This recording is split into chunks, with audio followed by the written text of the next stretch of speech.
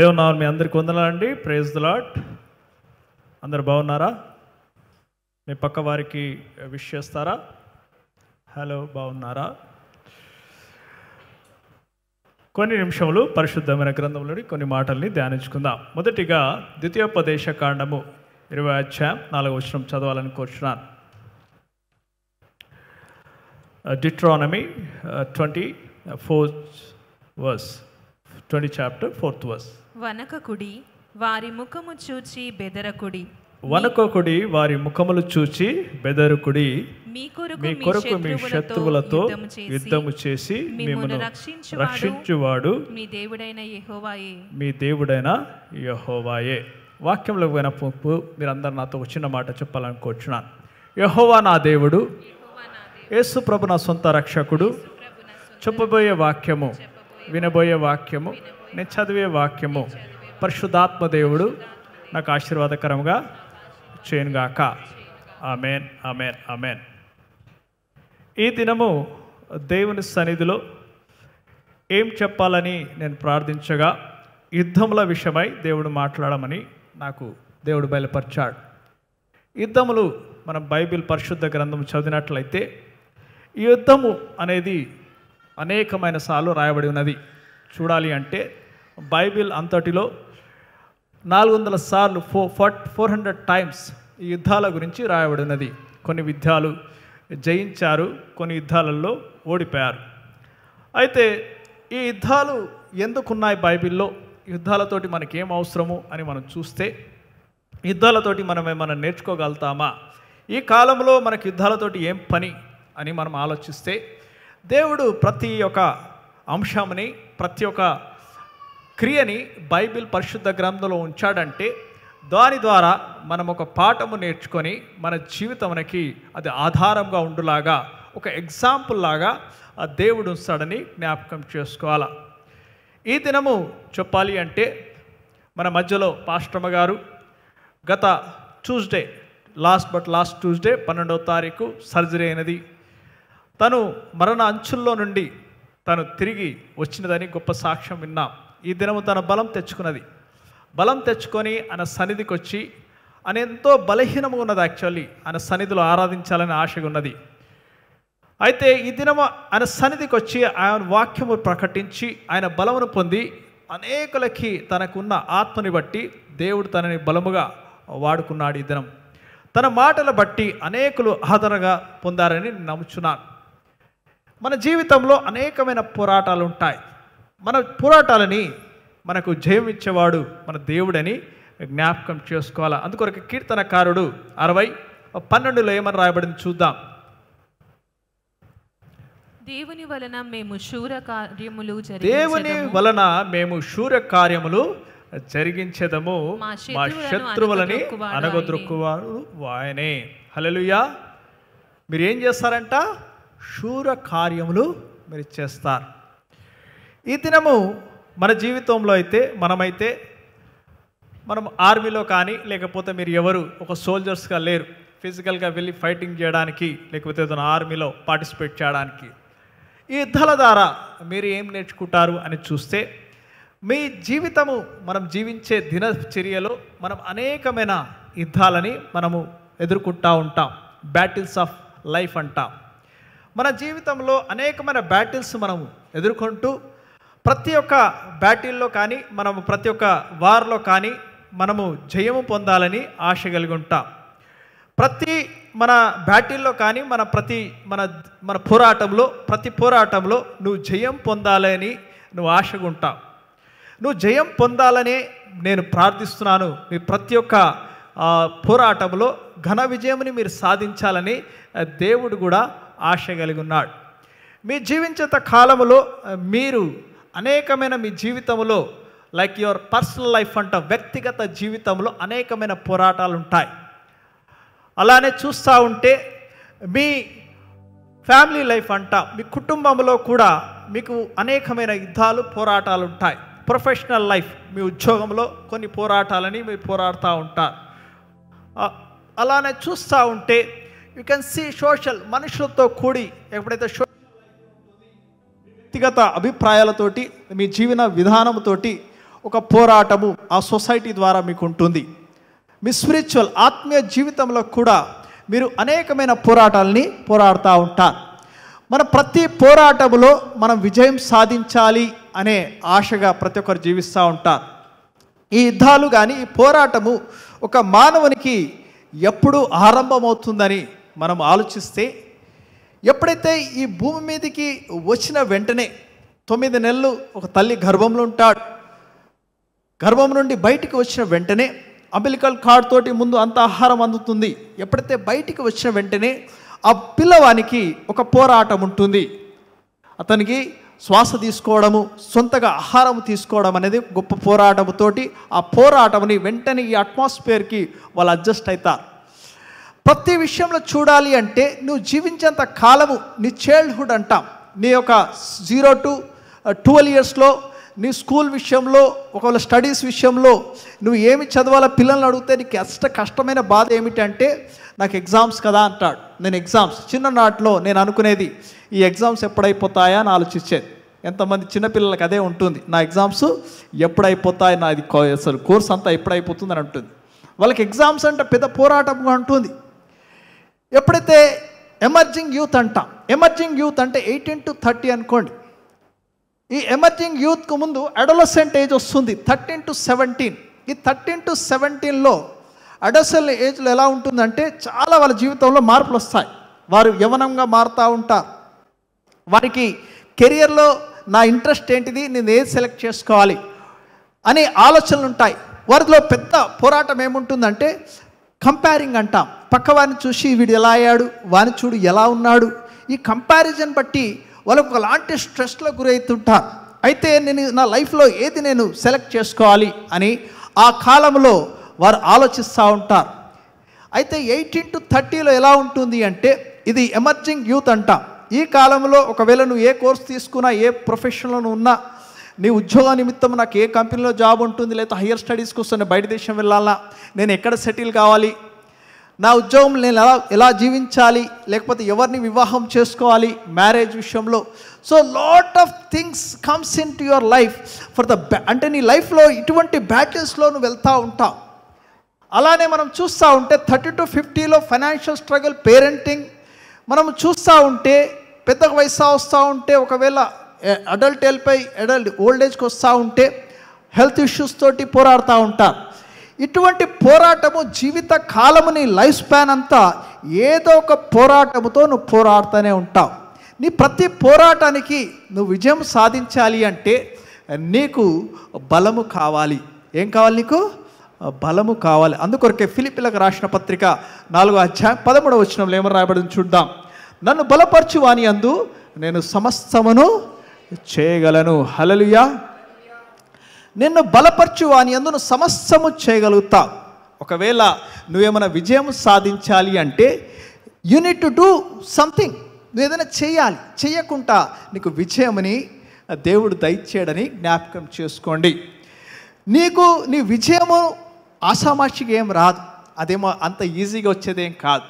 నీకు విజయము రావాలి అంటే దాని వెనకాల నీ కృషి ఉంటుంది, నీ పట్టుదల ఉంటుంది, పేషెన్స్ అంటాం, నీ సహనం ఉంటుంది, అలానే గొప్ప త్యాగం ఉంటుందని జ్ఞాపకం చేసుకోండి. ఈ దినము మన జీవితంలో ప్రతి విజయానికి నీవు సాధించాలి అంటే ఈ బైబిల్లో ఉన్న పోరాటాలను బట్టి కొన్ని పాఠాలు మనం నేర్చుకోవచ్చు. అయితే మన జీవితంలో ఈ పోరాటాలు ఎందుకు ఉంటాయి? పోరాటాలు లేకపోతే బాగుంటుంది కదా అని చాలామంది అనుకుంటాం. ఈ కష్టాలు ఎందుకు నాకు, ఈ కష్టాలు రాకపోతే బాగుంటుండే కదా, ఈ కష్టాలు ఎందుకు నా జీవితంలో వస్తాయని ప్రతి ఒక్కరు ప్రశ్నించుకుంటారు. నేను కూడా అలానే ప్రశ్నించుకున్నాను. అయితే దేవుడు మనకి కష్టాలు ఎందుకు పెడతాడని ఒక కథ ద్వారా చెప్తాను. ఒక స్త్రీ ఉంటుంది, తనకి తల్లిదండ్రులు, తండ్రి బాగా తాగుబోతుంటాడు, ఆల్కహాలిక్ ఉంటాడు, ఆయన అస్సలు పిల్లల్ని పట్టించుకోడు. తల్లి కూడా వీళ్ళని పెంచడానికి ఆమె బిజీ ఉంటుంది. అయితే ఆమె లైఫ్ చాలా రూడ్గా, ఎక్కువ పెయిన్ఫుల్గా ఆమె జీవితము జీవిస్తుంది. ఆమె జీవించిన తర్వాత, ఆమె పెద్దగైన తర్వాత ఒక నిర్ణయం తీసుకుంటుంది. ఏమనంటే, నేను ఏదైతే జీవించానో నా పిల్లలకి ఇటువంటి జీవితంని నేను ఇవ్వను అని ఆ మనసులో గట్టిగా నిర్ణయం తీసుకుంటుంది. తీసుకున్న తర్వాత ఆమెకు వివాహం అవుతుంది. వివాహమైన తర్వాత ఒక కుమారుడు పుడతాడు. అయితే ఆ కుమారుడిని ఏం చేస్తుందంటే ప్రతి విషయంలో ఏదైతే ఈమె చైల్డ్హుడ్లో ఏదైతే పొందలేకపోయిందో ఆ కుమారుని చాలా కేరింగ్ తీసుకుంటుంది. అతన్ని స్కూల్కి తీసుకుని వెళ్తుంది. ఆయన దగ్గర వెంటనే ఏదో ఒకటి తీసుకొచ్చి ఇస్తుంది. ఆ స్కూల్కి వెళ్ళి తను తినిపిస్తూ ఉంటుంది. తనకి ఎక్కడ అవసరం ఉన్నా తల్లి అక్కడ ప్రత్యక్షమవుతుంది. అన్ని విషయాలు కొడుకుకి ఏమి కావాలన్నా సులువుగా చేసి పెడుతుంది. ఆయన జీవితం అలానే గడుస్తూ ఉంటే ఒక దినం పెళ్లి చేస్తుంది. అతనికి పెళ్లి చేసిన తర్వాత అతని పెళ్ళికి అర్హుడు కాకుంటుంటాడు. ఎందుకంటే అన్నిటి మీద తల్లి మీద ఆధారపడుతూ ఉంటాడు. నీవు నీ జీవితంలో ప్రతి విషయంలో నువ్వు జయమైన జీవితం సాధించాలి అంటే నువ్వు అన్ని పోరాటంలో నుండి నువ్వు పోరాడుతూ నీ జీవితంని ఘనముగా దేవుడు జీవించాలని దేవుడు కోరుతూ ఉంటాడు. అందుకొరకే పౌలు భక్తుడు ఏమంటుంటాడంటే మంచి పోరాటముని పోరాడి తిని నా పరుగు తుడముట్టించి తిని నా విశ్వాసముని కాపాడుకోండి. అంటే మంచి పోరాటముని మనకు పోరాడాలి. నువ్వు మంచి నువ్వు పోరాడాలని దేవుడు ఆశ కలిగి ఉంటాడు. దేవుడు నీ పోరాటముని దేవుడు నీకు తోడే ఉంటాడు. నువ్వు ఏ పోరాటము చేసినా దేవుడు నీకు తోడే ఉంటాడు. ఒకవేళ నువ్వు గాఢాంధకార లోయలో సంచరించినను ఏ అపాయమునకి భయపడవు. అంటే నువ్వు గాఢాంధకార లోయలో వెళ్ళినా కూడా దేవుడు నీకు తోడై ఉన్నాడని, దేవుడే నీకు బలమిస్తాడని, ఆయన బలము ద్వారా అంతయు నువ్వు ఘనముగా జయ జీవితమని నువ్వు జీవిస్తావని దేవుడు ఆశ కలిగి ఉన్నాడు. అందుకొరకే నీవు గొప్ప సామర్థ్యంతో జీవించడానికి, శక్తితో జీవించడానికి, విజయవంతమైన జీవితము జీవించడానికి కోసమై దేవుడు నీ ముందర పోరాటాలు ఇస్తాడని జ్ఞాపకం చేసుకోండి. నీకు శక్తి కొలదే దేవుడు నీకు పోరాటాలు ఇస్తాడు. మనం అనుకోవచ్చు ఈ పోరాటమును జయించగలుగుతావా అంటే 100% జయించగలుగుతావు. ఎందుకనగా అంటే దేవునికి నీ సామర్థ్యము దేవునికి తెలిసే ఉన్నది. ఎందుకు దేవునికి తెలిసే ఉన్నది అంటే ఆయన సృష్టికర్త కాబట్టి, ఆయన నిన్ను సృజించాడు కాబట్టి, నీవు ఎక్కడ బలహీనుడవో ఎక్కడ బలవంతునివో దేవునికి తెలుసు కాబట్టి ఆ పోరాటము ఆ పరీక్ష దేవుడే నీ జీవితంలో తీసుకొస్తాడని జ్ఞాపకం చేసుకోండి. అందుకొరకు యాకోబు పత్రిక 1వ అధ్యాయం 2-3 చదువుదాం. నా సహోదరులారా మీ విశ్వాసమునకు కలుగు పరీక్ష ఓర్పును పుట్టించుననియు ఎరిగి మీరు నానా విధములైన శోధనలో పడినప్పుడు అది మహానందమని ఎంచుకొనుడి. హల్లెలూయా. అది మనకు మహా ఆనందమని. మీరు ఏ పోరాటం మీ కళ్ళ ముందుకు వచ్చినా అది మీకు దేవుడు మీకు దాంట్లో విజయమని దయచేస్తాడని జ్ఞాపకం చేసుకోండి. అయితే ఈ బైబిల్లో ఉన్న పోరాటాలు వల్ల మనం కొన్ని నేర్చుకోవచ్చు. బ్యాటిల్స్ అంట. మన జీవితంలో ఉన్న పోరాటాలు, బైబిల్లో ఉన్న యుద్ధాలు అంటే కత్తి యుద్ధాలు కానివ్వండి, ఏ యుద్ధమైనా కానివ్వండి, దానివల్ల మనం ఒక గ్రేట్ లెసన్ నేర్చుకోవచ్చు. నేను కొన్ని యుద్ధాలను చెప్తాను, దానిని మీ లైఫ్లో అవలంబించండి, మీరు కూడా విజయం సాధిస్తారు. మొదటి యుద్ధం ఏమిటంటే ఇజ్రాయెల్ ప్రజలు ఐగుప్తు దేశం నుండి వారు పాలు తేనెలు ప్రవహించే దేశమునికి వస్తున్నారు. ఆల్మోస్ట్ 6 లక్షల మంది మగవారే కాల్బలంతో వస్తూ ఉన్నారు. చూస్తూ ఉంటే చాలామంది జనాంగం ఉన్నారు. అయితే వారందరూ దాసులుగా బానిసలుగా జీవించిన వారు. ఇక్కడ అర్థం చేసుకోండి, వారు బానిసలుగా జీవించిన వారు. వారు ఎర్ర సముద్రంని దాటారు. దేవుని శక్తి ద్వారా దాన్ని 2 పాయలు చేశాడు. వారు నీళ్లు లేని సమయంలో వారికి రాతి నుండి దేవుడు నీళ్ళని దయచేశాడు. ఆహారం లేకపోతే మన్నాని కురిపించాడు.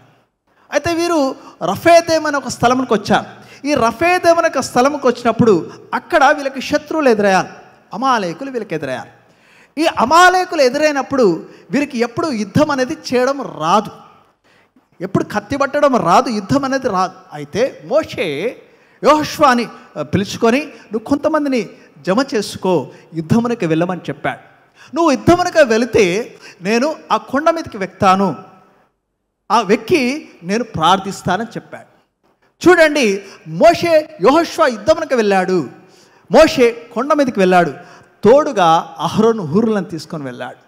ఎప్పుడైతే ఆ కట్టని వాళ్ళు యుద్ధం చేసేటప్పుడు ఎప్పుడైతే మోషే ప్రార్థన చేస్తున్నాడో దేవునికి తన 2 చేతులు ఎత్తి ప్రార్థన చేస్తున్నాడో వారు యుద్ధంను గెలుస్తున్నారు.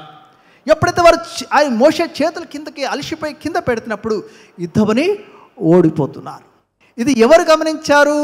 అహరోను హూరులు గమనించారు. గమనించి ఆయనకి సపోర్టుగా ఆయన చేతులకి బలమును దయచేశారు. అప్పుడు యెహోషువ యుద్ధమును గెలిచాడు. కొన్ని పోరాటాలు నీవు ఇతరుల సహాయముతోటి నువ్వు జయిస్తావని జ్ఞాపకం చేసుకో. ఇతరుల ప్రోత్సాహంతో నువ్వు జయిస్తావని జ్ఞాపకం చేసుకో. ఇతరుల ప్రార్థన బట్టి నువ్వు జయిస్తావని జ్ఞాపకం చేసుకో. మొదటిగా వారి యుద్ధమును ఎలా సాధించారని చూస్తే అక్కడ అహరోను హూరుల సహాయం లేకపోతే మోషే చేతులెచ్చి పట్టుకోలేడు. ఆయన ప్రార్థన చేయకపోతే యెహోషువ యుద్ధము జయించలేడు. మన జీవితంలో కూడా మనము కొన్నిసార్లు మన యుద్ధములను గెలవాలి అంటే, నీ యుద్ధము నువ్వు గెలవాలి అంటే ఇతరుల సహాయము లేనిది యుద్ధము గెలవలేమని ఒక్కోసారి జ్ఞాపకం చేసుకోండి. మనము కూడా ఇతరుల విషయమై ఆశ కలిగి ఉండాలి.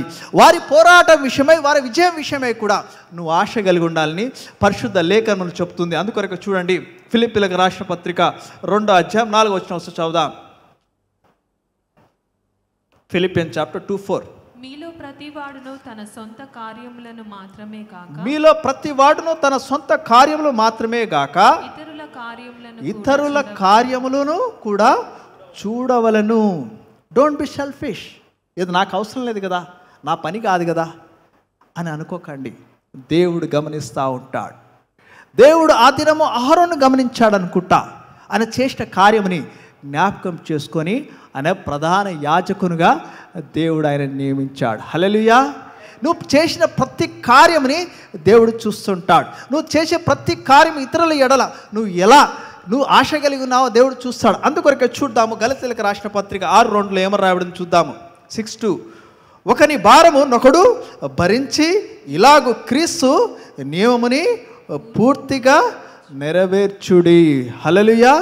ఒకని భారమని ఒకడు భరించమని బైబిల్ సెలవిస్తున్నది. ఈ దినము కొన్ని పోరాటాలు నువ్వు ఇతరుల భారము నీ మీద ఉన్నను అది దేవుడే కలగజేశాడని జ్ఞాపకం చేసుకోవాలా. రెండవ పోరాటము ఏమనగా అంటే యెహోషువ. ఈ యెహోషువని చూసినప్పుడు యెహోషువ పేరు విన్న వెంటనే ఆయనకున్న గొప్ప దేవుడిచ్చిన ప్రామిస్ అంటాం, ఆశీర్వాదం నాకు జ్ఞాపకం వస్తుంది. యెహోషువ గ్రంథము 1:5 ఒకసారి చదువుదాం.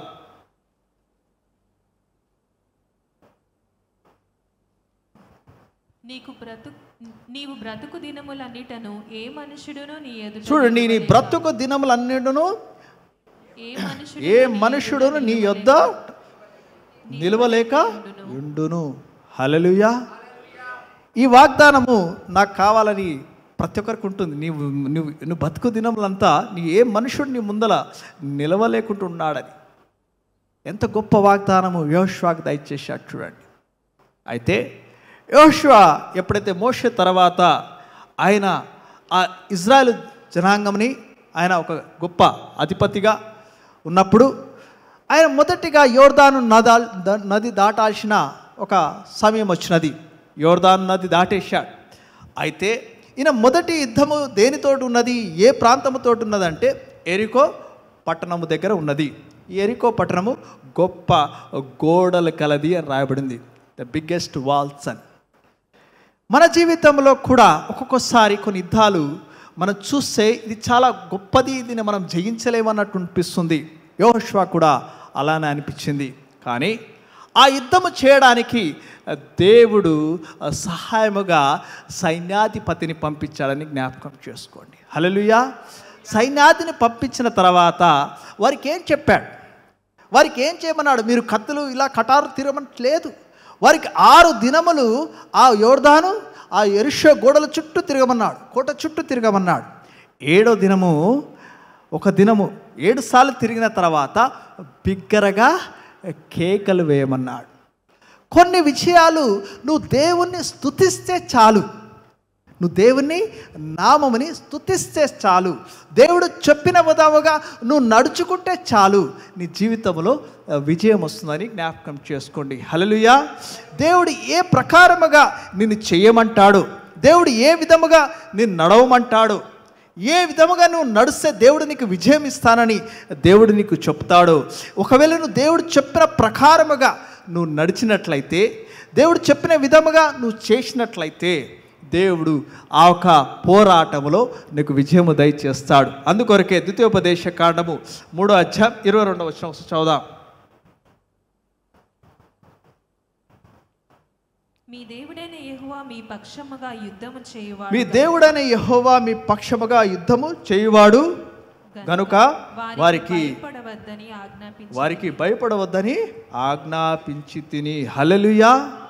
ఎప్పుడైతే దేవుడు చెప్పిన విధముగా నువ్వు నడుచుకున్నట్లయితే, దేవుడు చెప్పే విధముగా నువ్వు జీవిస్తున్నట్లయితే, దేవుడే నిన్ను భయపడొద్దు అని చెప్తున్నాడు. ఎందుకనగా అంటే దేవుడే యుద్ధము చేయువాడని బైబిల్ సెలవిస్తుంది. హల్లెలూయా, హల్లెలూయా. 3వ యుద్ధము, ఇది ఎవరు అంటే గిద్యోను. ఈ గిద్యోనును చూస్తే ఈయన పిరికివాడు. ఈయన ఏం చేస్తున్నాడు? పిరికివాడుగా మనకు కనిపిస్తాడు బైబిల్లో. కానీ ఈయనని దేవదూత ఎదుర్కొని ఈయన ఏమన్నది చూడండి. ఒకవేళ మనం న్యాయాధిపతులు 6:12లో, యెహోవా దూత అతనికి కనబడి పరాక్రమము గల బలాఢ్యుడా, పరాక్రమము గల బలాఢ్యుడా. ఎవరినన్నదండి? ఈ గిద్యోను అన్నది. ఈయన అక్కడ మిద్యానీయులకి ఏం చేస్తున్నాడు? ఈయన భయపడి రాత్రి వేళ ఆ ఒక పని చేసుకుంటున్నాడు.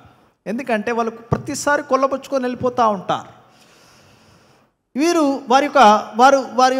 వారు మిద్యానీయుల యొక్క చేతిలో వీరు జీవిస్తూ ఉన్నారు. వీరు బహుగా దుఃఖిస్తూ ఉన్నారు. వీరు బహుగా వీరికి ప్రతిసారి వీరు ఎప్పుడు పంటలున్నా కూడా వాళ్ళు కొల్లగొట్టుకొని వెళ్ళిపోతూ ఉన్నారు. ఆ కాలంలో జీవిస్తూ ఉంటే ఈయన రాత్రి వేళ పని చేస్తున్నాడు. అయితే నువ్వు పరాక్రమము గల బలాఢ్యుడా అంటే ఏమంటున్నాడంటే, అయ్యా నా గోత్రము చిన్నది కదా, నేను మనిషి గోత్రం చెందినవాని, నేను బలహీనుడు కదా అని అంటున్నాడు. అయితే ఒక్కొక్కసారి నీ బలహీనతని దేవుడు బలపరచడాని కోసమై బలహీనులని దేవుడు వాడుకుంటాడని జ్ఞాపకం చేసుకో. నీ యుద్ధంలో నువ్వు జయించాలి అని నువ్వు ఆశ కలిగి ఉన్నావేమో. అయితే దేవుడు అక్కడ గిద్యోన్ని ఏర్పరచుకొని యుద్ధమునకి సిద్ధపాటు గమ్మని చెప్తాడు. ఈ సిద్ధపాటు అయినప్పుడు ఆయన ఒక సూచన పెట్టుకుంటాడు. ఆ సూచన ద్వారా దేవుడు తనకి బలము దయచేస్తాడు. ఆ సూచన ద్వారా బలము దయచేసిన తర్వాత అక్కడున్న జనాంగంని తీసుకుంటాడు. 32,000 మంది మొత్తము జమకూరుతారు. అయితే ఇందులో ఎంతమంది భయపడుతున్నారంటే 22,000 మంది వెళ్ళిపోతారు, పంపించేయమని చెప్తాడు. అయితే ఈ 10,000 మందిలో ఆయన ఒక లేక్ దగ్గర, కాలువ దగ్గర ఒక పరీక్ష పెడతాడు. ఆ పరీక్షలో ఎవరైతే మోకాల మీద ఉండి నీళ్ళు తాగుతారో 300 మందిని సెలెక్ట్ చేసుకోమంటాడు. మిగతా వాళ్ళందరినీ పంపించేయమంటాడు.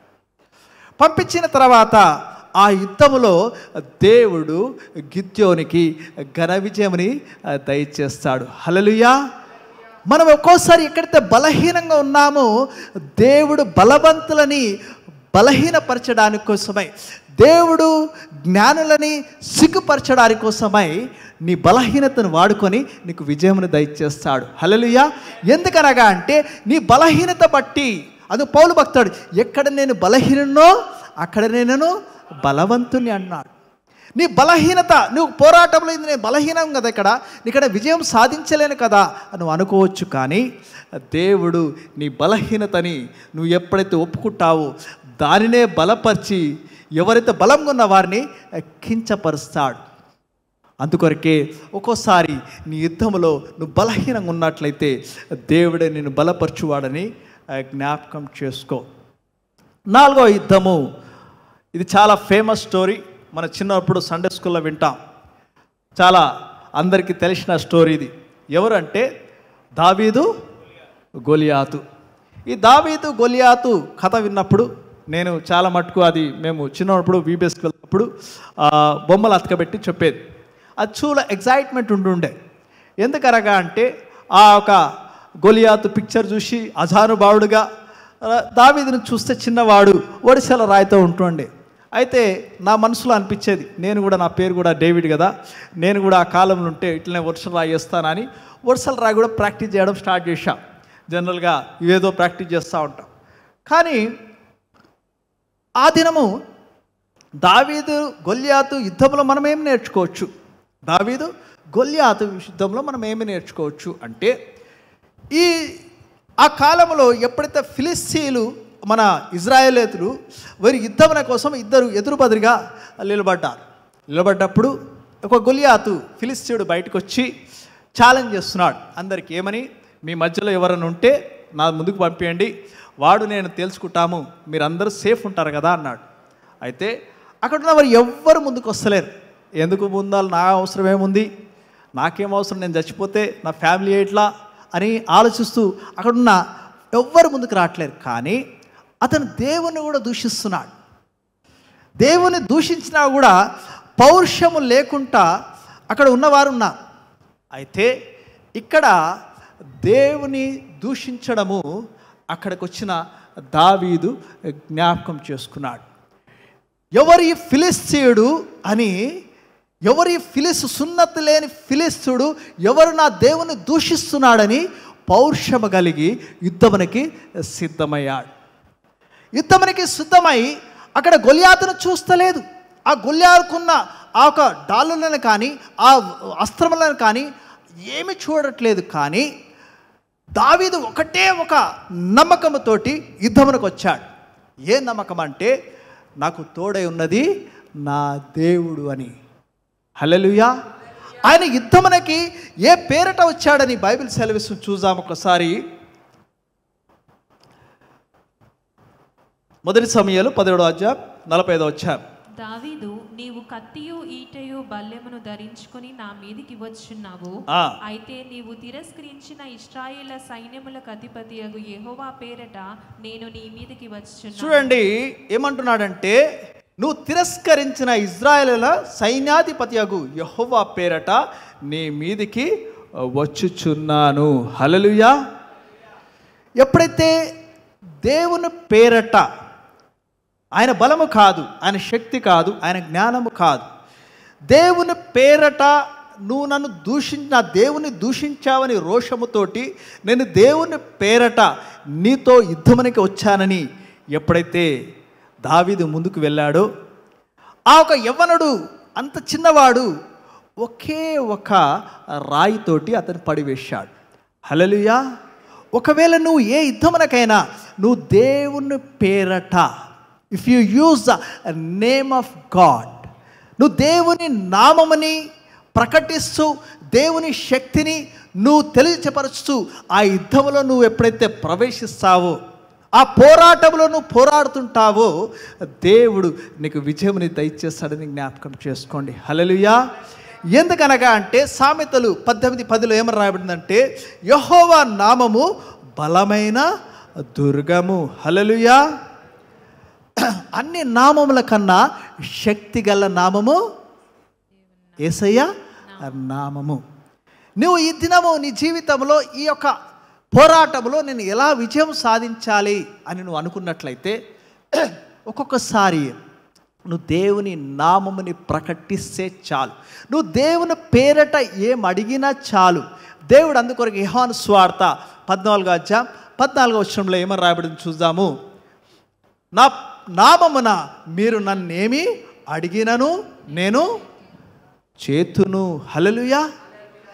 దేవుని నామమునకి ఎంత శక్తి ఉన్నదని దేవుడు తెలియపరుస్తున్నాడు.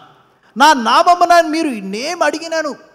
ఈ దినము దేవుడు కొన్ని పోరాటాలు మీరు జయించడానికి కోసమై, మీ జీవితంలో ఉన్న పోరాటము ఏదైతే మీకు హడల్గా అనిపిస్తుంది, దీన్ని నేను జయించగలుగుతానా అని ఆలోచిస్తూ ఉంటే, దేవుడు ఈ దినము ఆయన పేరట ఒకవేళ నువ్వు యుద్ధమునికి వెళ్ళినట్లయితే, నీ పోరాటము ఆయన నామమున నువ్వు చేసినట్లయితే, ఎలాంటి గొప్ప అజానుభాయుడైన గొలియాతుని చిన్న పిల్లవాడైన దావీదు చంపివేశాడే, అలానే అటువంటి గొప్ప గొల్యాతు లాంటి గొప్ప పోరాటాన్ని కూడా నువ్వు విజయం సాధిస్తావని బైబిల్ సెలవిస్తుంది. కానీ నీ శక్తి వల్ల కాదు, నీ జ్ఞానం వల్ల కాదు, నీకున్న బలం వల్ల కాదు. నువ్వు దేవుని పేరట ఒకవేళ యుద్ధమునకు వెళ్ళినట్లయితే, దేవుని నామముని ప్రకటించి నువ్వు పోరాడినట్లయితే నువ్వు విజయం సాధిస్తావని బైబిల్ సెలవిస్తుంది. హల్లెలూయా. మొదటి యుద్ధం ఎలా గెలిచాము?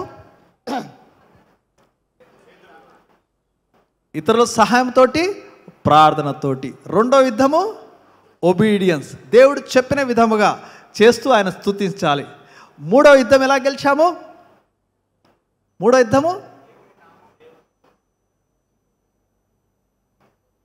యుద్ధం ఎలా గెలిచాము? మీ బలహీనతని దేవుడు ఇతరులని కించపార్చడం కోసమై, మీ బలహీనత యందు ఎప్పుడైతే మీ బలహీనత ఒప్పుకున్నట్లయితే, మీ బలహీనతని దేవుడు బలపరుస్తూ మిమ్మల్ని దేవుడు విజయమని దయచేస్తాడు. నాలుగవది దేవుని నామమందు ఒకవేళ మీరు యుద్ధమునికి ఎట్లంటే. ఐదవది యెహోషాపాతు రాజు. ఈయన ఎన్నో రాజు అంటే దావీదు తర్వాత సొలొమోను తర్వాత రెహబాము తర్వాత అబిగ్యా, తర్వాత ఆషా, తర్వాత యెహోషాపాతు. ఈ యెహోషాపాతు రాజు ఈయన ఎప్పుడైతే ఈయన రాజ్యము యూదా దేశంలో రాజ్యము చేసేటప్పుడు మోయాబీలు, అమోయనీలు ఈయన చుట్టుముట్టేస్తారు. ఈయన చుట్టుముట్టేసినప్పుడు ఈయనలో గొప్ప భయం వచ్చేస్తుంది. వచ్చిన తర్వాత ఈయన ఏం చేస్తాడు అని చూస్తే, 2 దినవృత్తాంతములు 20వ అధ్యాయం 3వ వచనం చదువుదాం. అందుకు యెహోషాపాతు భయపడి యెహోవా యొద్ద విచారించుటకు మనస్సు నిలుపుకొని యూదా అంతటా ఉపవాస దినము ఆచరింపవలనని చాటింపగా. ఉపవాసము, ఫాస్టింగ్. కొన్ని నీవు జీవితంలో భయం వచ్చినప్పుడు, ఇది నేను చేయగలుగుతానా, ఇది నాతోటి నేను జయం పొందగలుగుతానా, can I get victory on it అని ఎప్పుడైతే అనుకున్నప్పుడు, నీ లోపల భయం అనేది ఒకటి వచ్చినప్పుడు నీవు చేయవలసినది ఇంకొకటి ఏమిటంటే ఉపవాసమునకున్న గొప్ప శక్తి బైబిల్ అనేక మార్లు ప్రకటిస్తున్నది. నువ్వు ఉపవాసము చేసినట్లయితే దేవుడు దాన్ని జ్ఞాపకం చేసుకుంటాడు. అయితే యెహోషాపాతు భయపడి ఏం చేశాడు అంటే, దేవుని సన్నిధికి వెళ్ళి దేవుని సన్నిధిలో గోజాడి ఉపవాసము చేయమని అక్కడున్న ప్రజలకి అందరికీ తను కూడా ఉపవాసము చేయడం ఆరంభించాడు. ఎప్పుడైతే ఉపవాసము చేయడం ఆరంభించిన తర్వాత ఆయన దేవుణ్ణి స్తుతించడము, దేవుణ్ణి ఆరాధించడము ఆయన ఆరంభించాడు. తనలో ఉన్న ప్రతి దోషముని దేవుని తీసివేయమని ఆయన దేవుని సన్నిధిలో గోజాడాడు. అయితే ఇక్కడ దేవుడు గొప్ప కార్యం ఎలా చేశాడంటే చూడండి, 2 దినవృత్తాంతములు 20వ అధ్యాయం 15వ వచనం చదువుదాం. యూదావార్లారా, యెరూషలేము కాపురస్తులారా, యెహోషాపాతు రాజా, మీరందరూ ఆలకించుడి. యెహోవా సెలవిచ్చినదేమనగా, ఈ గొప్ప సైన్యమునకు మీరు భయపడకుడి, జడియకుడి. యుద్ధము మీరు కాదు, దేవుడే జరిగించును. హల్లెలూయా. మనము ఉపవాసము చేసి దేవుని మీద నమ్మకం ఉన్నట్లయితే ఆ యుద్ధము దేవుడే చేస్తాడని జ్ఞాపకం చేసుకోండి. ఆయన యెహోషాపాతు ఉపవాసం చేస్తున్నాడు. ఉపవాసం చేసిన తర్వాత ఏమైనది అంటే, జ్ఞాపకం చేసుకుంటే వారిలో వారే ఏం చేశారంట? చంపుకున్నారంట. వారిలో వారే they made lot of confusion. దేవుడు ఎంత గొప్ప కార్యము చేశాడంటే, వీరు యుద్ధముగా వెళ్ళకుండానే వారిలో వారే చంపుకున్నారని బైబిల్ సెలవిస్తున్నది. అందుకొరకే ఎజ్రా గ్రంథంలో 8:23 ఏమని రాయడం చూద్దాం.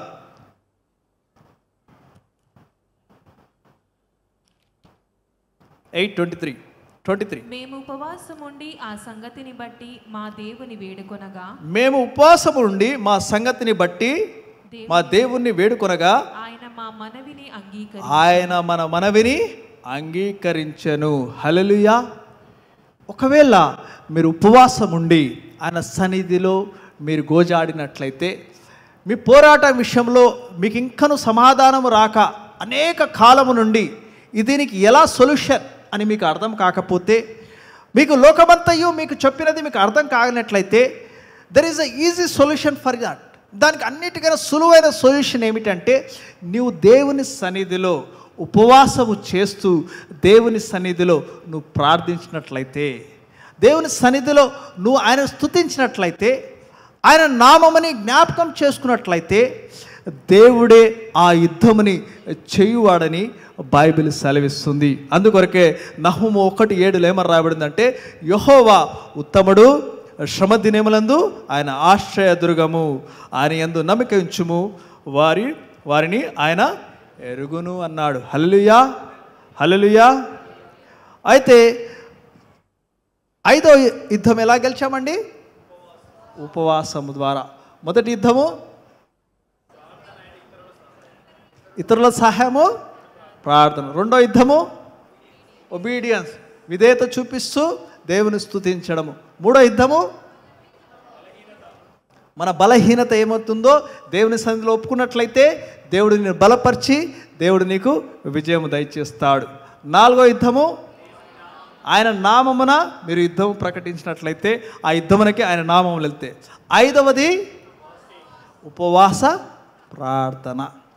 ఆరవది హెజికియా.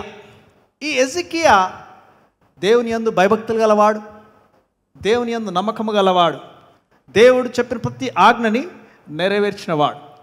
అయితే అసరయ్య రాజు ఈయన చుట్టుముడతాడు. అసరయ్య రాజు ఈయన చుట్టుముట్టినప్పుడు ఈయన బహుగా దుఃఖిస్తాడు, ఈయనను బాగా విసిగిస్తాడు. హెజికియా తన ప్రయత్నములన్నీ చేస్తాడు. అతనికి చేయవలసినదంతా చేసినను ఈయన హేళన చేస్తాడు. అయితే ఈయన ఏం చేస్తాడంటే, హెజికియా రాజు దేవుని సన్నిధికి వెళ్ళి మొర పెట్టడము బైబిల్ సెలవిస్తుంది, ప్రార్థించడము. ఒకవేళ నీ జీవితంలో నువ్వు అన్నీ ప్రయత్నించావేమో, నీ జీవితంలో ప్రతి ఒక్క సొల్యూషన్ కోసం నువ్వు వెతికావేమో, కానీ నువ్వు దేవుని సన్నిధిలో నువ్వు ప్రార్థించలేదేమో జ్ఞాపకం చేసుకో. హెజికియా అన్ని ప్రయత్నములు చేశాడు, కానీ చివరిగా దేవునికి ప్రార్థించడం, ఇక నాతోటి కాదు అని ప్రార్థించడము ఆరంభించాడు. మనం చాలామంది ఎలా చేస్తామంటే, బైబిల్ మనకు ఒకటి సెలవిస్తుంది. ఏమనగా అంటే, అడుగుడి, తర్వాత వెతుకుడి, తర్వాత తట్టుడి, తీయబడు. అయితే ఇంగ్లీష్లో చూస్తే ఆస్క్, సీక్ అండ్ నాక్ ఉంటుంది. అవునా కాదా? దీన్ని మనము ముందు అబ్రివేషన్ తీసేసుకుంటే, ముందు లెటర్ తీసుకుంటే ఏమని వచ్చింది? ASK. దీన్ని కలపండి, ఏమొచ్చింది? ఆస్క్ వచ్చింది. కానీ మనం ఏం చేస్తామంటే, మొదటిగా తట్టుతాం. మొదటిగా మనం ఏం చేస్తాము? తట్టుతాం. తట్టుతూ తిరుగుతాం. తట్టి తిరిగిన తర్వాత చివరికి ఏడికి వస్తాము? దేవుని సన్నిధికి వస్తాం. కానీ దేవుడు మనకు అది చెప్పలే. దేవుడు ఏం చెప్పాడు మనకి? మొదటిగా అడగమని చెప్పాడు. మొదటిగా నువ్వు దేవుణ్ణి అడగడము నువ్వు ఆరంభించాల. నీ జీవితంలో ఏ పోరాటం వచ్చినను, ఏ కష్టం వచ్చినను, ఏ సంకటం వచ్చినను, దీన్ని నువ్వు ఎలా విజయం సాధించాలి అని నువ్వు దేవుని సన్నిధిలో దేవునికి నువ్వు మొరపెట్టడము, ప్రార్థించడం నేర్చుకోవాలి.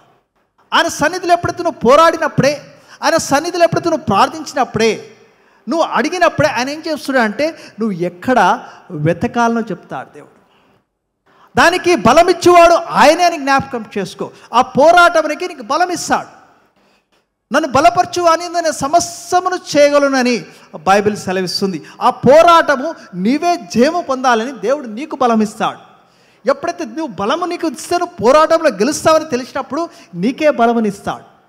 దావీదుకి దేవుడు బలమునిచ్చాడు, ధైర్యమునిచ్చాడు, కానీ దేవుడు కొట్లాడలేదు.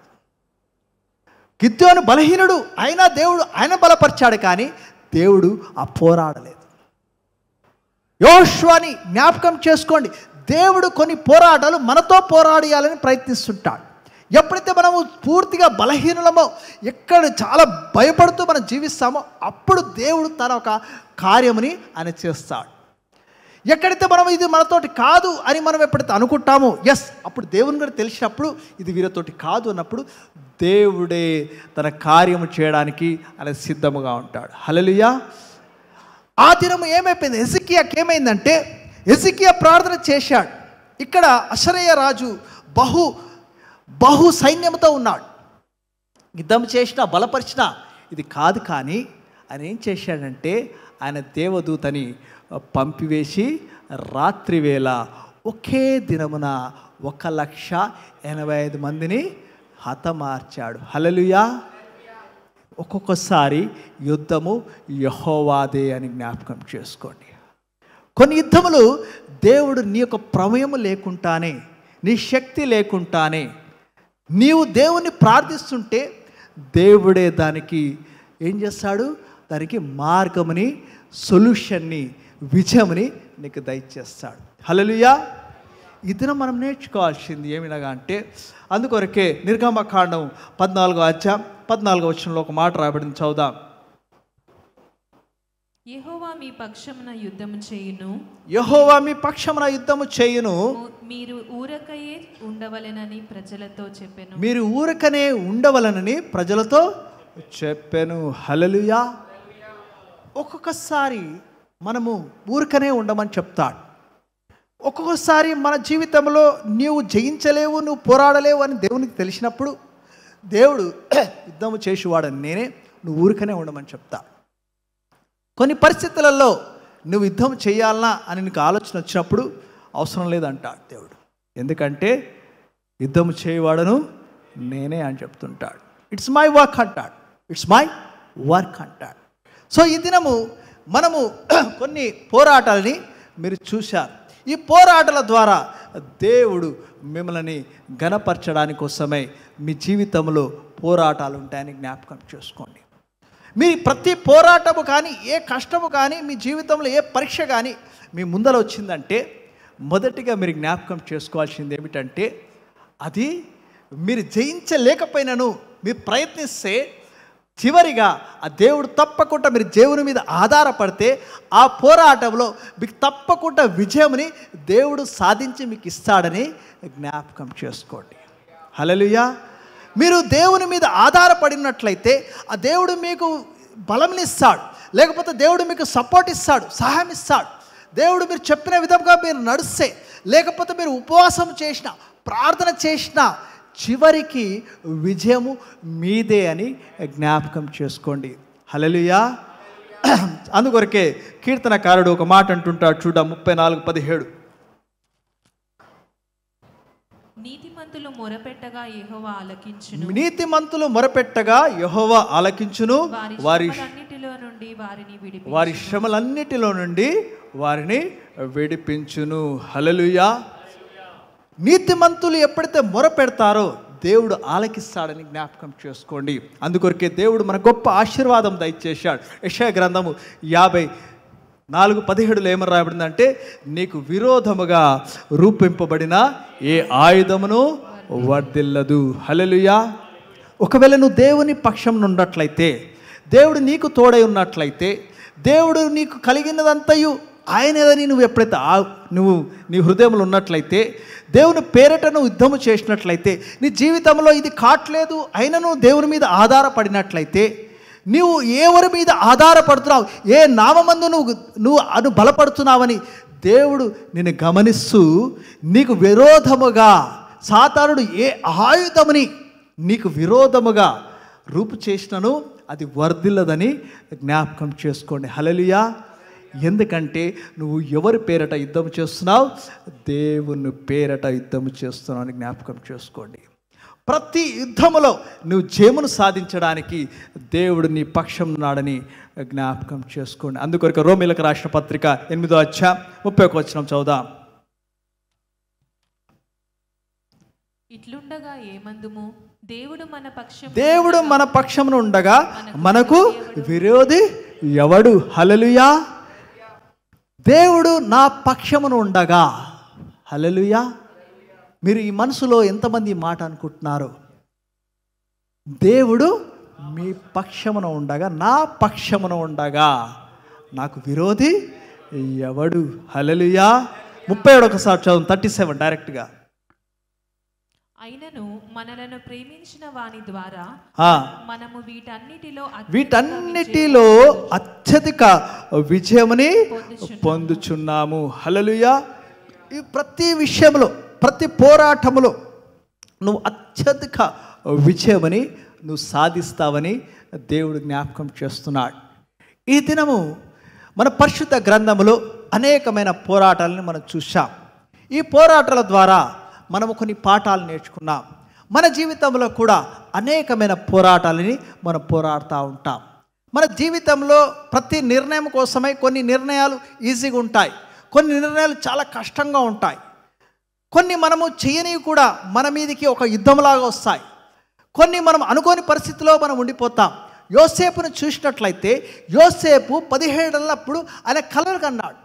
ఆయన ఏం కలగన్నాడు అంటే, నేను ప్రతి ఒక్కరూ ఆయనకు వచ్చి సాష్టాంగ పడతారని కలలు కన్నాడు. దేవుడు గొప్ప దర్శనం తనకు దయచేశాడు. తల్లిదండ్రులు కూడా తనకు సాష్టాంగ పడతారని ఆయన పెద్ద గొప్ప దర్శనం ఇచ్చాడు. కానీ ఆ దర్శనం ఎలా నెరవేర్చబడుతుందని దేవుడు బయలుపరచలేదు. దేవుడి దినం నీకు వాగ్దానం ఇచ్చాడేమో, దేవుడు నీకు గొప్ప వాగ్దానం ఇచ్చాడేమో, కానీ ఆ వాగ్దానం ఎలా నిలబడబడుతుంది, నువ్వు ఏ దారి గుండా వెళితే, ఎట్టి పోరాటాల గుండా వెళితే అది నీకు నెరవేరబడుతుందని దేవుడు నీకు తెలియపరచాడు. నువ్వు నమ్మకముగా, విశ్వాసముగా ఆయన నామమందు ఆయన తోడై ఉండి నువ్వు నడుస్తూ ఉన్నట్లయితే, ఆ ప్రయాణము గుండా నువ్వు వెళుతూ ఉన్నట్లయితే, మంచి పోరాటము చేస్తూ నువ్వు ముందుకు వెళ్తా ఉన్నట్లయితే దేవుడు నీకు విజయమును దయచేస్తాడని జ్ఞాపకం చేసుకోండి. ఈ దినము నీ పోరాటం వేరు కావచ్చు, పక్క వాళ్ళ పోరాటం వేరు కావచ్చు, నీ పోరాటం ఇతరులకి అది చిన్నదే కనిపించవచ్చు, కానీ నీకు అది కొండలాగా ఉండవచ్చు. ప్రతి ఒక్కరి జీవితంలో నా పోరాటం ఇంకొకరికి రావద్దు అని చాలామంది అనుకుంటారు. ఎవరైనా ఇంతే కదా అంటే, ఒకసారి నా షూలో ఉండి చూడు, నా జీవితం నీకేందో అర్థమవుతుంది అంటారు. మనుషుల జీవితము, ఎవరి జీవితం వారికే తెలిసే ఉంటుంది, ఎవరి కష్టం వారికే తెలిసే ఉంటుంది, ఎవరి బాధలు వారికే తెలిసే ఉంటాయి. నీ బాధలు దేవుడికి తప్ప ఏ మానవుడికి అర్థము కాదని జ్ఞాపకం చేసుకోండి. అందుకొరకే మనుషులను ఆశ్రయించుకుంటే యెహోవాను ఆశ్రయించుట మేలు అని బైబిల్ సెలవిస్తుంది. ఈ దినము నీ జీవిత పోరాటములో నువ్వు విజయం సాధించాలి అంటే, గొప్ప సైన్యముతో కూడిన ప్రతి విజయముని దేవుడే జయప్రదముగా చేశాడని బైబిల్ సెలవిస్తున్నది. దేవుని సన్నిధి లేనిది చిన్న పోరాటమైనా కూడా నువ్వు అపజయం పొందుతావని జ్ఞాపకం చేసుకో. యెహోషువ నీకు ఎవరు రారు అని చెప్పాడు, నీ ముందట ఎవరు నిలబడలేరని, కానీ యెరికో పట్టణం గెలుచుకున్నారు. కానీ ఆయన ప్రాంతానికి వెళ్ళిన తర్వాత అపజయం పొందారు. ఎందుకనగా అంటే వారి మధ్యలో పాపము దేవుడికి అయిష్టమైన కార్యమని చేయడం చూస్తాం. అలానే మన జీవితంలో కూడా నీవు పెద్ద పెద్ద పోరాటాలు గెలవచ్చు, కానీ చిన్న పోరాటంలో నువ్వు ఓడిపోవచ్చు. ఎందుకనగా అంటే దేవునికి అయిష్టమైనది, దేవునికి ఏదైతే ఇష్టం లేనిది నువ్వు చేసి అపజయం పొందుతావేమో. కానీ దేవుని యందు భయభక్తులు గలవారు, దేవుని యందు ఆయన ధర్మశాస్త్రమందు దివారాత్రులు ధ్యానించుతూ ఆనందించువారు వారు ఎలా జీవిస్తారంట, వారు చేసినదంతయో సఫలమవుతుంది. హల్లెలూయా. ఈ దినము దేవుడు కూడా నువ్వు చేసే ప్రతి పోరాటంలో నీకు సఫలమని దయచేయాలని దేవుడు ఆశిస్తుంటాడు. నీ కుటుంబ జీవితంలో నీకు సఫలం దయచేయాలని దేవుడు ఆశిస్తూ ఉంటాడు. నీ వ్యక్తిగత జీవితంలో దేవుడు నీకు సఫలం దయచేయాలని దేవుడు ఆశిస్తూ ఉంటాడు. నీ ప్రొఫెషనల్ లైఫ్ అనండి, నీ జాబ్ లైఫ్ అనండి, నీ కెరియర్ అనండి, దాంట్లో దేవుడు నీ ఘన విజయం దయచేయాలని దేవుడు ఆశిస్తుంటాడు. నువ్వు 10 మందిలో ఉన్నప్పుడు సోషల్ లైఫ్లో కూడా నేను ఘనమైన జీవితం దేవుడు నీకు దయచేయాలనుకుంటాడు. ఆత్మీయ జీవితము కూడా దేవుడు నీకు ఘనముగా అయ్యాలని ఆశ కలిగి ఉంటాడు. ఎందుకనగా అంటే నీ ఆత్మ వర్ధిల్లు ప్రకారము నువ్వు అన్ని విషయంలో వర్ధిల్లుతావని బైబిల్ సెలవిస్తుంది. ఈ దినము నువ్వు ఏ పోరాటము చేస్తున్నావు, ఆత్మీయ పోరాటము చేస్తున్నావు, లేకపోతే శారీరక పోరాటము చేస్తున్నావు, ఏ అడిక్షన్తో పోరాటము చేస్తున్నావు, నీ జీవితంలో పర్సనల్ లైఫ్ రిలేషన్షిప్లో పోరాటం చేస్తున్నావు, maybe your parenting, maybe your family లైఫ్లో పోరాటం చేస్తున్నావు, మేబీ నీ సెటిల్మెంట్ కోసం నువ్వు పోరాటం చేస్తున్నావు. మానవులకి తెలివినిచ్చినవి కాదు, కానీ నన్ను సృజించిన దేవుడు, నిన్ను సృజించిన దేవుడు నజరేయుడైన యేసుక్రీస్తుకి తెలుసని జ్ఞాపకం చేసుకోండి. ఆయన నిన్ను చూస్తున్నాడు. నీ పోరాటంలో నన్ను ఉంచుకో అని చెప్తున్నాడు. నేను నీకు తోడే ఉంటే నీకు ఎదురెవరు అంటున్నాడు. ఈ దినము నీ పోరాటము నువ్వు ఒక్కరి పోరాడుతున్నావా, నువ్వు దేవుని కలిగి పోరాడుతున్నావా అని నేను ప్రశ్నిస్తున్నాను. నీ పోరాటము నీ స్వతగాను పోరాడుతున్నావా, నీ జ్ఞానంతో పోరాడుతున్నావా, లేదా దేవుని నామమును బట్టి పోరాడుతున్నావా? నీ జీవితంలో ప్రతి విజయం కావాలి అంటే నీవు సొంత జ్ఞానము లేకపోతే సరిపోయిందిలే అనుకుంటున్నావా, నీవు అపజయం పొందుతావని జ్ఞాపకం చేసుకో. నువ్వు ఎటువంటి పోరాటమునైనా జయం పొందాలి అంటే ఎరికో లాంటి గొప్ప గోడలు కూడా వారిని ఆపలేకపోయాయి. ఒట్టి స్తుతి ద్వారా అవి పడిపోయాయి. జ్ఞాపకం చేసుకోండి, హెజికియా భయపడ్డాడు, కానీ దేవదూత ద్వారా ఒకే రాత్రి వేళ 1,85,000 చంపివేశాడు దేవుడు. మనకు ఇది సాధ్యమా అనుకుంటాం, దేవునికి అసాధ్యం అనేది ఏదీ లేదని జ్ఞాపకం చేసుకోండి. హల్లెలూయా. నీవు దేవుని సన్నిధిలో నీ పోరాటాన్ని దేవునికి అప్పగించినట్లయితే, నీ పోరాటము దేవుని సన్నిధిలో ఒకవేళ నీకు శక్తి కాలకపోతే నువ్వు ఉపవాసం చేసినట్లయితే, ఒకవేళ నీకు బలం ఉన్నట్లయితే, అయ్యా నేను బలహీను నన్ను బలపరచు అని నువ్వు ముందుకు వెళ్ళినట్లయితే, నువ్వు దేవుని పేరట నువ్వు ఆయన పేరు ఆయన ఒక నామముతో రోషము కలిగి నువ్వు ముందుకు వెళ్ళినట్లయితే, ఈ దినము జ్ఞాపకం చేసుకోండి, నీ జీవితంలో నువ్వు ఏ పోరాటము పోరాడినా దేవుడు నీకు విజయముని దయచేస్తాడు. హల్లెలూయా. నమ్మిన వారు గట్టిగా హల్లెలూయా చెప్దాం. మనమందరం లేచిబడి ఒకసారి ప్రార్థిస్తాం. We all stand together. Yes my Lord, ఈ దినము నాయన నా పోరాటం నీకు తెలుసు నాయన.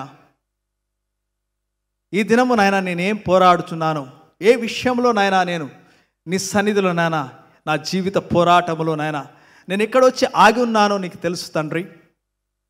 నాయన హృదయంలో ఎరిగిన తండ్రివయ్యా. నాయన ఒకవేళ నీవు నీ యొక్క హెల్త్ విషయమై, నీ ఆరోగ్యం విషయమై నువ్వు పోరాడుచున్నావేమో, నీ ఫైనాన్షియల్ విషయమై నువ్వు పోరాడుచున్నావేమో, నువ్వు ఉద్యోగ నిమిత్తమై పోరాడుచున్నావేమో, మేబీ యువర్ రిలేషన్షిప్ దాని విషయమై నువ్వు పోరాడుచున్నావేమో. దేవుడు ఈ దినము నీతో మాట్లాడుతున్నాడు. యుద్ధము యెహోవాదే అని చెప్తున్నాడు. యుద్ధము నాది అని చెప్తున్నాడు. యుద్ధము చేయవాడు నేనే, నువ్వు నా మీద ఆధారపడని దేవుడు చెప్తున్నాడు.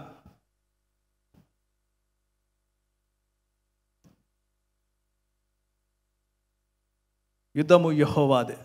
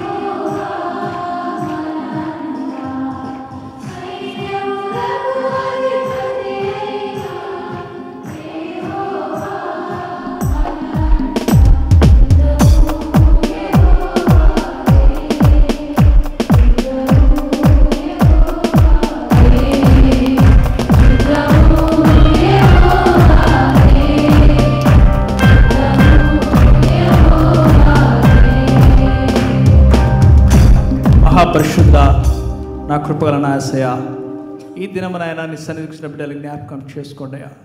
వారి జీవితంలో నాయన ఏ పోరాటంలో వారు పోరాడుచున్నారో నాయన హృదయంలో ఎరిగిన తండ్రివయ్యా. వారి పరిస్థితులను తెలుసుకున్న తండ్రి ఈ దినమునైనా నీ నామముని కనపరుస్తూ, వారి హృదయంలో నాయన నీ సన్నిధిని కనపరుస్తూ నాయన వారి జీవితంలో నాయన నీవే పోరాడు దేవుడవని నమ్మినట్లయితే యుద్ధము నీదే అని నాయన ఈ దినము నాయన ప్రకటిస్తున్నాము తండ్రి. నీతిమంతుల ప్రార్థనలు ఆలకిస్తానన్నావు తండ్రి. ఈ దినము నాయన ఈ బిడ్డలు ఎవరైతే నీ సన్నిధిలో ప్రార్థించారో నాయన ఏ పోరాటంలో అయితే వారి విజయముని కారుచున్నారో తండ్రి, నీవే వారితో ఉండి నాయన నీవే వారికి విజయమును దయచేయమని, ప్రతి ఒక్కరిని నాయన నువ్వు బలపరచమని, నాయన నువ్వు బలపరచు వారి యందు సమస్తము చేయగలరు అని చెప్పావు తండ్రి.